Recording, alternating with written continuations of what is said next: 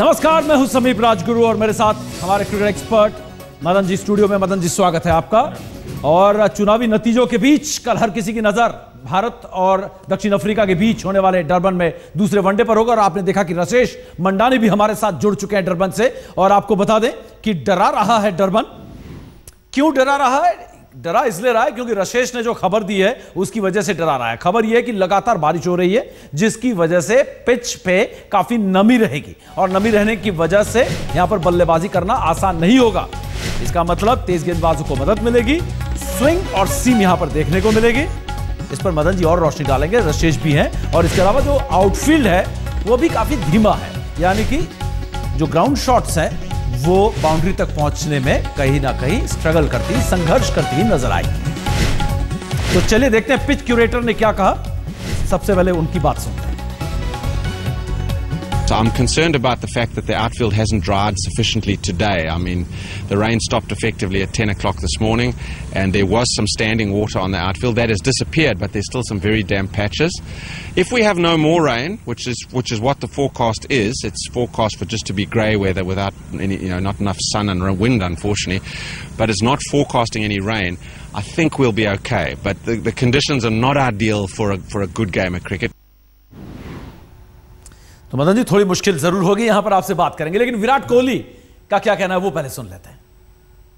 We didn't get too many practice sessions or maybe practice games. Our schedule has been such. It's unfortunate that we have to sort of play games and then get to know the conditions rather than being prepared a week or 10 days before. But that's all a part of the busy schedule that we have. We got to go along with that and be mentally strong enough to come back in the next game and perform better. तो अपने आप को दक्षिण Africa की परिस्थितियों में ढालने का मौका नहीं मिला। वाकई हम सब समझते हैं ऐसा जो मैच भारत खेली वनडे में वो आसान नहीं है। फिलहाल रसेश मंडानी हमारे साथ हैं, लेकिन रसेश, इससे पहले कि हम आपसे बात करें, हम ये रिपोर्ट अपने दर्शकों को दिखाएंगे जो आपने कुछ देर पहले मैदान का पिच का जायजा लिया।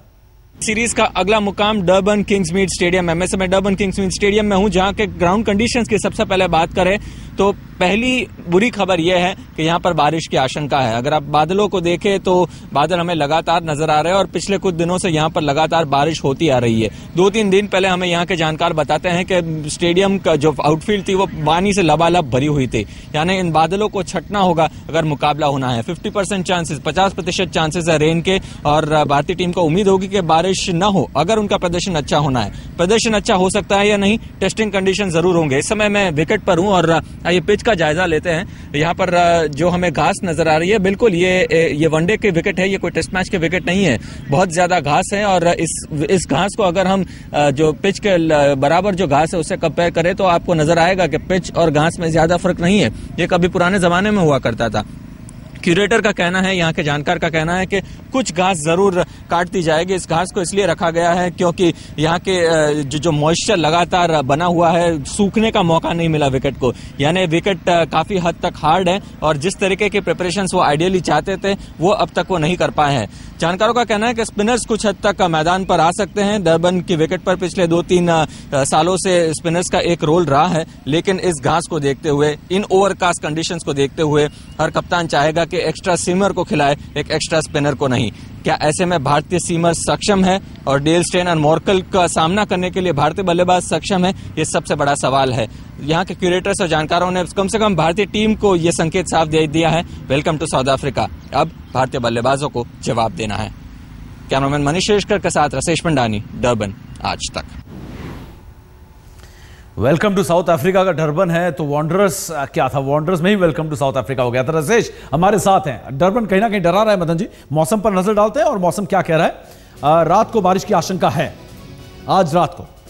आपको बता दें दक्षिण अफ्रीका करीब 3.5 घंटे भारत के समय से पीछे चलता है, यानी कि वहां पर अभी 4:30-5 का वक्त हो रहा है और कल दिन भर बादल छाए रहेंगे। रसेश, एक सवाल आपसे सबसे पहले ये जानना चाहेंगे, जिस तरीके की रिपोर्ट हमने अभी अभी देखी है आपकी, उससे तो ये लग रहा है कि मैच होगा भी तो छोटा मैच हो सकता है, लेकिन भारतीय टीम के लिए और ज्यादा मुश्किल हो जाएंगी क्योंकि अपने आप को इन परिस्थितियों में ढालने का बिल्कुल मौका ही और नहीं मिलेगा। एक आध अगर सेशन मिलना था वो भी यहां पर खत्म हो गया है।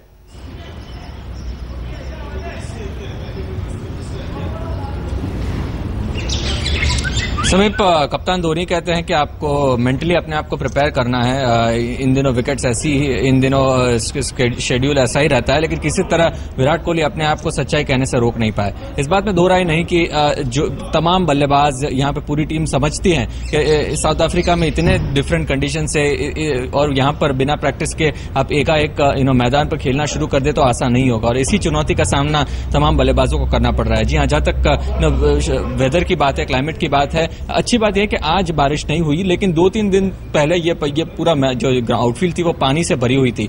इसका मतलब यह है कि जो क्यूरेटर है वो उस तरह के विकेट प्रिपेयर नहीं कर पाया जो चाहते थे। तो जो कंडीशंस है वो भारतीय टीम के विरुद्ध हैं। दक्षिण अफ्रीकी सीमर्स को मदद मिलेगी, वो चाहेगी कि पहले टॉस जीतकर पहले बल्लेबाजी करे। कुल मिलाकर बैटिंग हो, बॉलिंग हो, कंडीशन सब कुछ भारत के विपरीत है। इस परिस्थिति में टीम इंडिया को उभरना होगा, और जैसा मुझे लगता है कप्तान धोनी कहते हैं मेंटली अपने आप को तैयार करना होगा कि उन्होंने इतने रन्स लेकर आए हैं, और इन कंडीशंस में अभी टेक्निकल एडजस्टमेंट्स करने होंगे, मेंटल एडजस्टमेंट्स करने होंगे। रशिश लौटेंगे। इससे पहले हम देखिए कि किस तरीके की तैयारी है, क्या इस टीम को करना होगा। मदन जी, एक छोटी सी प्रतिक्रिया, करो या मरो का मैच है, ये मैच हार जाएंगे तो सीरीज गवा बैठेंगे दक्षिण अफ्रीका के खिलाफ। कितनी उम्मीद की जाए इन कंडीशंस में टीम इंडिया जो लगातार पलटवार करने के लिए जानी जाती है, ऑस्ट्रेलिया के खिलाफ हाल में हम ऐसी ही सीरीज जीते इस मैच को? नहीं, देखिए इंडियन टीम ने वापसी की है, पर और पैनिक बटन भी नहीं दबाना चाहिए, क्योंकि देखिए इसमें है क्या कि अगर आप पैनिक करते हैं तो फिर आपके ज़्यादा चांसेस हारने के होते हैं। बाकी कंडीशन जो है आपको मालूम है कैसी वहाँ पे कंडीशन है। देखिए ये सब जो है कि हमें क्लाइमेटाइज होना चाहिए था, हम जानते हैं सब कि आप जब साउथ अफ्रीका जा रहे हैं तो आपको मालूम है कि ऐसे हमें कंडीशन मिलेंगे। आपने क्यों नहीं बीसीसीआई बोर्ड को बोला कि हमें एक दो प्रैक्टिस मैचेस चाहिए?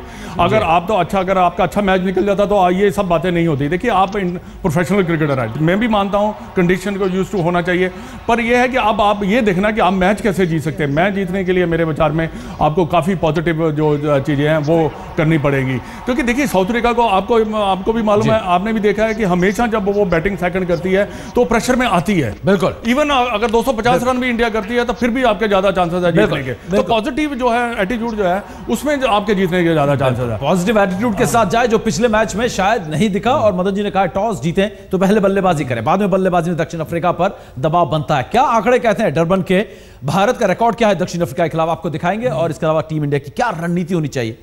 डरबन डरा रहा है, लेकिन डरना मना है, क्योंकि यह मैच करो या मरो का है भारत के लिए। डरबन में डरना मना है, डरबन में हारना मना है, डरबन में घुटने टेकना मना है, क्योंकि डरबन में करना है टीम इंडिया को पलटवार, करनी है सीरीज में बराबरी। हालात मुश्किल हैं और डरबन के आंकड़े भी डरा रहे हैं। विरोधी चाहे दक्षिण अफ्रीका हो या फिर कोई और, इस मैदान पर जीतना टीम इंडिया के लिए कभी भी आसान नहीं रहा है। थोड़ा बहुत हौसला बढ़ता है तो पलटवार के इन आंकड़ों को देखकर। अभी ऑस्ट्रेलिया के खिलाफ सीरीज का पहला मैच हारने के बावजूद टीम इंडिया ने सीरीज 3-2 से अपने नाम कर ली थी। इंग्लैंड के खिलाफ भी घरेलू सीरीज में टीम इंडिया पहला मैच हारी थी, लेकिन सीरीज 3-2 से जीत ली थी। डराती है तो बस 2010-11 की वो सीरीज, जब दक्षिण अफ्रीका में पहला मैच हारने के बाद टीम इंडिया को सीरीज भी गंवानी पड़ी थी। ऐसे एक नहीं, दर्जनों किस्से हैं जब टीम इंडिया पहला मैच हारने के बाद पलटवार करती है और फिर सीरीज अपने नाम कर लेती है। लेकिन इस बार घटिया गेंदबाजी टीम इंडिया को लगातार परेशान कर रही है। करीब हर दूसरे मैच में भारतीय बल्लेबाजों पर 300 प्लस का पहाड़ पार करने का दबाव आ जाता है। यही दबाव कप्तान का सिरदर्द भी बढ़ा रहा है। I think overall it was a bad performance, and it started with the bowlers initially, because I felt, this wicket was not really a 300 plus wicket. I think we didn't really start well. We were supposed to bowl slightly up and the wicket would have done the rest. दक्षिण अफ्रीकी पिचें team India के लिए हमेशा ही मुश्किल चुनौतियां लेकर आती रही हैं, लेकिन वर्ल्ड चैंपियन के रुतबे वाली इस टीम से इस बार उम्मीदें चुनौतियों से कहीं ज्यादा हैं। जोहानिसबर्ग में भारतीय टीम लगातार बैकफुट पर दिखी। बल्लेबाजों को डेल स्टेन एंड कंपनी के बॉडी ब्लोज का सामना करना पड़ा। लेकिन अब अगर उन्हें क्रिकेट जगत को यह दिखाना है कि भारतीय टीम वही कमजोर टीम नहीं जो ओवरसीज कंडीशंस में हुआ करती थी, तो इस 3 मैच की श्रृंखला में उन्हें वापसी यही डरबन पर करनी होगी। कैमरामैन मनीष शेषकर के साथ रसेश मंडानी, डरबन आज तक। बड़े लंबे समय के बाद टीम इंडिया के सामने एक बेहद मुश्किल चुनौती पार कर पाएगी या नहीं। डरबन तो डरा रहा है, लेकिन डरना मना है क्योंकि करो या मरो का मैच है। 0-1 से आप पिछड़े हुए हैं। मदन जी, क्या चांसेस देते हैं दक्षिण अफ्रीका के खिलाफ? डरबन में परिस्थिति हम दिखा चुके हैं, बारिश हो रही है, लगातार नमी बनी हुई है, तेज गेंदबाजों को बहुत मदद मिलेगी। वो कहते हैं ना कि अगर भारत ने मैच जीतना है तो आउट ऑफ द स्किन खेलना पड़ेगा, बेस्ट क्रिकेट खेलनी पड़ेगी, तभी ये मैच जीत सकते हैं। क्योंकि बात यहाँ पे ये है कि हमारे जो बॉलिंग अटैक है वो 300 और 350 रन कराएगा तो बहुत मुश्किल है, वहाँ पे ये रन नहीं बनने वाले। और देखिए एक और बात है, मैं कहना चाहूँगा जितना ज़्यादा आप टाइम स्पेंड करेंगे विकेट के ऊपर उतना ज़्यादा आपके लिए अच्छा रहेगा, आप रन बना सकते हैं। इवन इफ यू स्कोर 260, 270, फिर आपके पास ज़्यादा चांसेस है मैच को जीतने के पास। और ये सब चीज़ें एज ए टीम बनकर आपको जुट होकर खेलना पड़ेगा। एक बड़ा चैलेंज मदन जी बहुत दिनों बाद टीम इंडिया के सामने आया है ऐसा, और कहीं ना कहीं विराट कोहली जो प्रेस कॉन्फ्रेंस में कहा, दिमाग में एक बात घुस गई कि हमें टाइम नहीं मिला परिस्थितियों में ढालने का।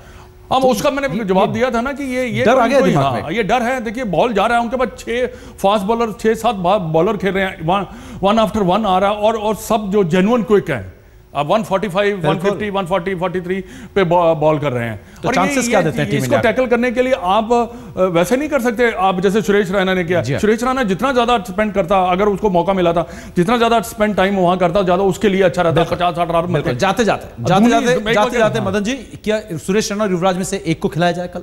नहीं, मेरे हिसाब से दोनों को खिलाना चाहिए। दोनों को खिलाना चाहिए। चलिए, लेकिन आपने ये नहीं बताया टीम इंडिया के चांसेस क्या है जीतने के? देखिए चांसेस कम है। कम, चलिए चांसेस कम है, लेकिन इन कम चांसेस को ज्यादा में तब्दील करके मैच जीतना होगा और 1-1 की बराबरी करे टीम इंडिया यहाँ पर, वरना सीरीज गवा बैठेगी।